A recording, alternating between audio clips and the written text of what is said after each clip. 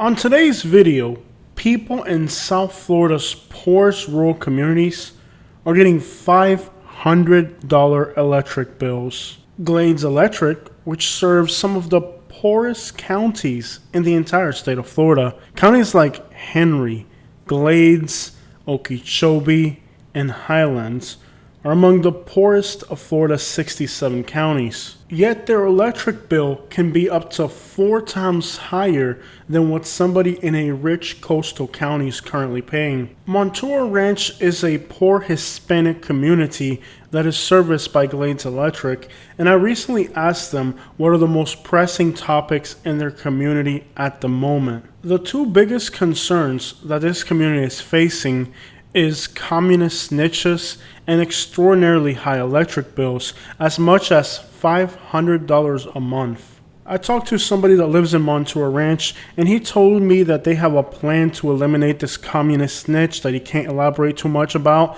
but there's nothing they can do about their electric bills that are commonly as high as $500, even though this is a very impoverished area. I asked some of the people in Moore Haven, Florida, which is in Glades County, why there's so much poverty in their community. People in Moore Haven told me that a person by the name of John Ahern, who controls most of the town's decision making, has been preventing small businesses from opening, and those who dare to try to open a small business here eventually find themselves being violated, inspected, or out-regulated out of business. In adjacent DeSoto County, I talked to a business owner who told me that when he first established his business, he was having to deal with unnecessary scrutiny from inspectors, code enforcement, and many other types of violations. Meanwhile, a competing business owner who was friends with the commissioners and county people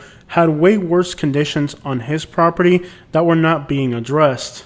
We also discovered that in Highlands County, which is the area of Sebring, it takes up to $7,000 just to get a small business license, something similar to junk removal, and that is just the basic overhead for opening a small company. The annual overhead for a small business in Highlands County is so excessive that you can spend up to $7,000 a year just in basic business overhead. We're talking for something as simple as a junk removal business, which I've managed in much more complicated counties like Lee or Collier, where your annual overhead was less than $300. If I were to switch to a rural county like Highlands, which is highly impoverished and has a large elderly population that desperately needs that service because they really don't have a lot of young people there, for that simple type of business, you would be required to have a commercial site, which not even Lee or Collier County require, and you would have to have inspections from the local fire department to ensure that the site is safe to do business. A business that even in counties like Dade, Collier, and Lee that are much more expensive and have a higher population density don't have these quote-unquote safety requirements in place. So I talked to some of the local people in Highlands County about why, despite it being a rural and impoverished county, there were so many regulations in place just to open a small business like hauling. The most logical and common answer that I got from the people of Highlands County is that the local citrus industry has a stranglehold on local government to ensure that nobody is able to be self-employed because they want the entire labor force of that county to be accessible for their seasonal citrus operations. And if people have their own business licenses, they won't be able to exploit the local labor force. The same thing can be said about extraordinarily impoverished communities like Belglade, South Bay, Clewiston. These communities are in a stranglehold by the sugarcane industry. So to summarize why really there's so much poverty in Central South Florida, the answer is simple. These are kangaroo courts, or what's known in the South as the good old boy system, where a few wealthy people control everything, enriching themselves and their business associates at the expense of the general population. So allegedly this pyramid works like this. FPL sells the power to Glades Electric, who then sells it to the city of Moorhaven, who then sells it to the poor people that live in the city of Moorhaven. And that is why many people are calling this an electric racket, where several middlemen get their hands on the power before it reaches the people of the community. And in the case of Moorhaven, it's even worse than just that. They also include the city trash pickup, the sewage, water, and other utilities, plus other surcharges on top of your electric bill, and combine it into one single payment. One of these fees is called a power cost adjustment, and some people report that a $200 electric bill can have an $80 fee for this power cost adjustment, and a $20 or $25 fee for pest control to make sure that the mosquitoes don't bite you while you're poor. All of the Glades electric cooperatives are rated 2.1 or below on Google.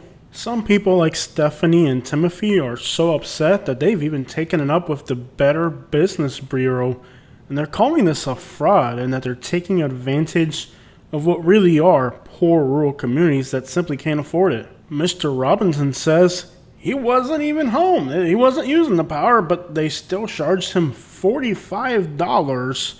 And their response is, well, that's just our base charge for the infrastructure to get it to you. Christopher says he's doing everything he can to keep the power bill down, and it's still like $300 a month. But on top of that, the power goes out almost every single day.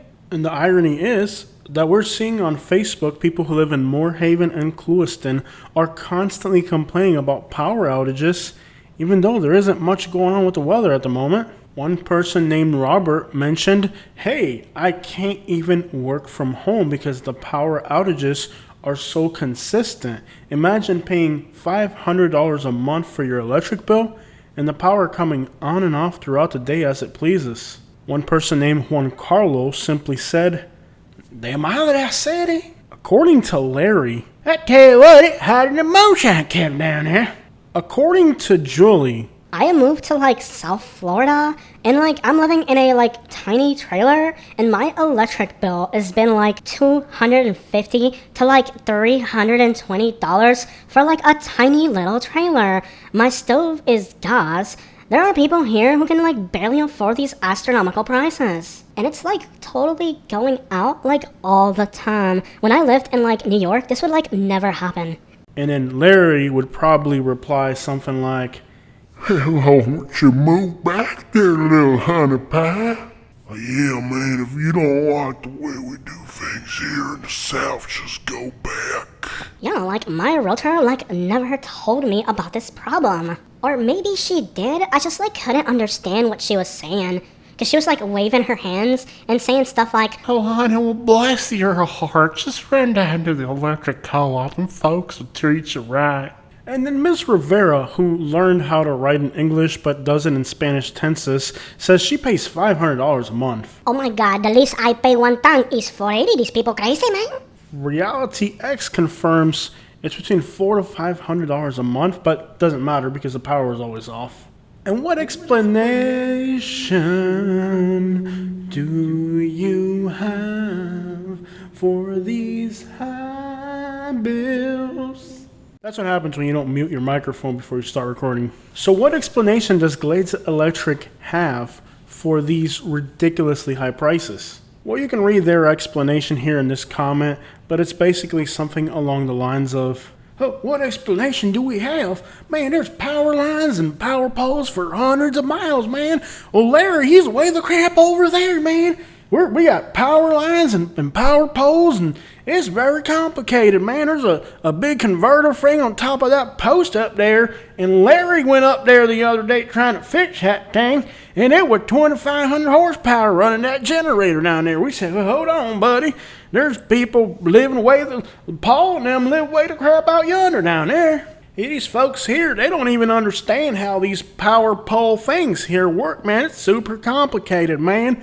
We got to get it from the Florida power light down there. Then we got to put it in a transmitter. Then we got to put it in a transformer. Then we got to run it through Larry's generator down there. And then you know how Larry is. He takes his dang time. He's dragging his feet and everything. The other, tell you what, your regular folks wouldn't even understand. This stuff is so complicated.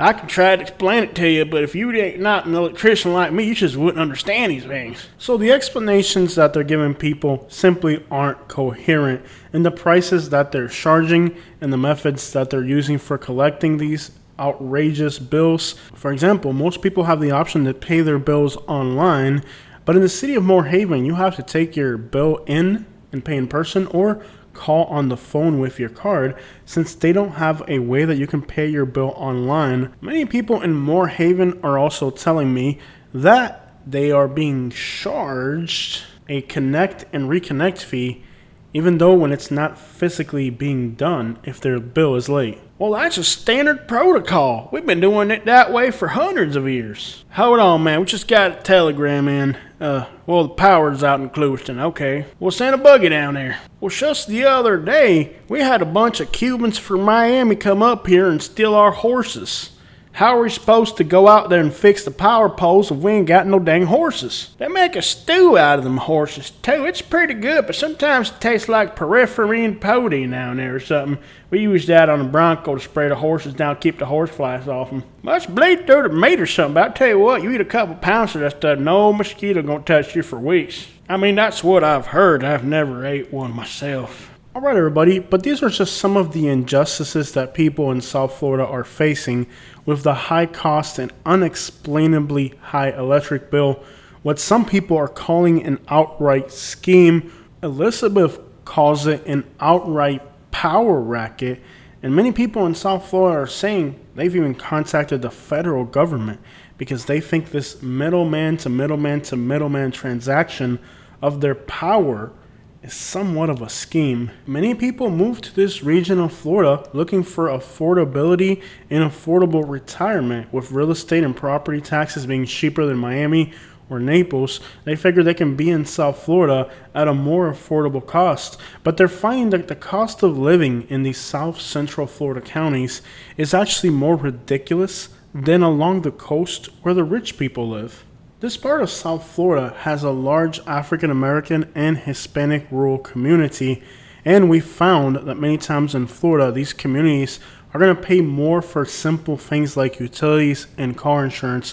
While living in Lehigh Acres, Florida, I was paying $570 for 2 vehicles, and when I moved to suburban Sarasota, a nice, more affluent area, my car insurance went down to about a third of that. In Lee County, Florida, somebody on the coast will pay less than half for the same vehicle, and these are people in places like Fort Myers Beach that had a 14-foot storm surge, right? They're paying less than half for the same vehicle as somebody in Lehigh Acres where there's no real elevation issues. And the car insurance companies say, well, well, Jose, you live down there in Lehigh Acres with a bunch of Cubans and Haitians, and they're all doing car insurance accident fraud, so forget about you. We're going to charge you $500 a month. But my grandparents live down there in Fort Myers Beach, and it sure is tragic what happened to them. But let me tell you what, man, I just can't get around to charging them good old folks there that much kind of money for their car insurance down there, especially since my grandma lives down there. I couldn't do that to them. I'm sorry. Yeah, if you live in Fort Myers Beach, man, you can really get your car insurance down, and it might float away once in a while, but you won't be paying that much money for it. But what I found that moving to the Sarasota area, my car insurance went down. Try that in a small town. I literally live in a nice suburban area. My air conditioner is set at 66 degrees. My windows fog up in the morning, and my electric bill here is usually less than $120. Try that in a small town. Man, if you don't shut up, I'm gonna pop you in the jaw. I got a Starbucks, a Publix, a bunch of restaurants nearby. Try that in a small town. These small rural communities, like Moorhaven, I think all they have is like a gas station, a dollar store, and a Family Dollar. They don't even have real grocery stores. Literally, they have to go into Clewiston or LaBelle to do simple shopping. How can these small rural communities in South Florida get ahead when the people who are in charge of making the decisions are purposely trying to hold down these communities? They're making life expensive and impossible so that they can reap the benefits of the poverty that these people in South Florida are living in. But whatever the reason, it's clear that this is an injustice. There's rural places in the United States that might pay a little extra because they're isolated, but these ridiculous prices that we're seeing in Florida are completely unjustifiable, and clearly the only explanation is that the people are being taken advantage of. So take note: high electric bill, increasing property taxes, insurance on houses in Florida. Not only are the requirements, but so is the cost getting out of hand. Constant hurricanes, the living cost and the homeowner cost of properties in Florida are increasing dramatically, and the poor people of South Florida, a lot of them are retired, disabled, and they simply can't afford it. Man, I don't care about those stupid people, man. My daddy's a bigwig. I should squat in my truck, bro.